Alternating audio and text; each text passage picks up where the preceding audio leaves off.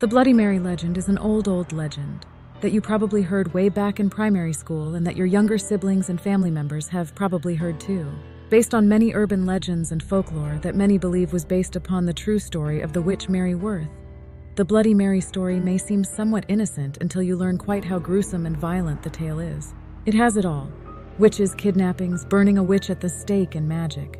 Take a ride with us through the spooky world of Mary Worth and learn just why and where the legend came from.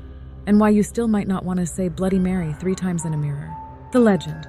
Just think back to your childhood sleepovers and talking about ghosts, spooky stories, and watching horror movies that are completely inappropriate for your age. Were you that piping voice who said, "Who is Bloody Mary?" Hopefully not, because you likely would have been suckered into this bit of the legend, which says that if you hold a lit candle in a darkened room with a mirror, any darkened room will do, although it's usually a bathroom, and say Bloody Mary, Bloody Mary, Bloody Mary into that mirror, you'll be greeted with the rather startling image of Mary's reflection in the mirror behind you. Different retellings of the story offer different versions of the tale, with some imagining Bloody Mary quite literally dripping in blood when she appears behind you. Others telling of her dragging you away if you turn around to look at her in person, as well as more macabre tales that talk of violent murders and blood pouring from taps. Mary Worth. Is Bloody Mary real? Some people think so, based on the story of witch Mary Worth. It's fair to say that the Bloody Mary history is long and, well, extremely bloodied, badumch. Many people already believed that Mary was a witch, simply because she lived in the forest, in an extremely small cabin, and was known around the local village for selling tinctures and herbal remedies. Locals were very wary of her and didn't want to get too close, fearful that she'd curse them, or their or animals, and those who chose to use her remedies were sometimes even shunned by the very religious for partaking in Wicca. Soon, small girls started to go missing. The people in the village looked everywhere that they could think of for them, but they just could not think of where she could be. A few brave folk even ventured toward Bloody Mary's cabin to search for the girls there. And although the witch denied all knowledge of the girls' disappearances, the families were suspicious. Her usually elderly and haggard appearance had drastically changed, and she was starting to appear more feminine and youthful. The villagers were suspicious, but there was little they could do. The miller's daughter.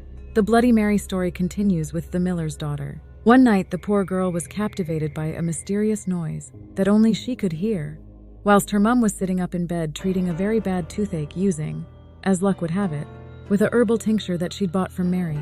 The miller's wife was very frightened and shouted for her husband to come and help and follow her daughter. They were shouting at her daughter for her to come back, but to no avail, as it was almost as though she was following an unspoken and unseeing force. Getting the help of a few townsfolk, the town farmer noticed that there was a light at the edge of the woods. When they got closer, they noticed again that Mary Worth was standing in a clearing next to a huge oak tree. She was holding a wand, pointing it towards the miller's home, and was almost glowing with an unnatural light. And the miller's daughter was headed straight toward that light. When people ask, what is Bloody Mary? It's quite hard to answer, particularly as witches don't typically have wands or glow with an unnatural light. But it's fair to say that most people imagine her as a witch or some other type of supernatural being. Once the farmers and the miller's father noticed just what Mary Worth was doing, they set upon her with pitchforks and guns, and when she realized that everyone from the village knew what she was, she broke the spell and made for the forest. So how did Bloody Mary die? Well, she wasn't quick enough for the farmer, quickly loading his gun with silver bullets in the event that Mary ever decided to turn her attention towards his daughter. He fired a shot and caught her in the hip. She was caught, kicking, thrashing, and screaming, and tied to a stake, and a bonfire was promptly built so that this supposed witch could be gone for good. As she was burning, she set a curse upon the villagers and told them that if they ever dared to utter her name in a mirror, she would be back for them. Her spirit would return to wherever they summoned her from to exact her revenge. Unfortunately for the villagers with missing children, when they got back home to the village and returned to Mary's house and did a proper search, they found what they were looking for, rows and rows of unmarked graves. It seemed that she'd been using the blood of their children to make herself more youthful. The Bloody Mary curse. The Bloody Mary legend doesn't quite end there, however. The most common version of the legend states that if you chant her name 3 times into a mirror, you'll summon the Bloody Mary ghost.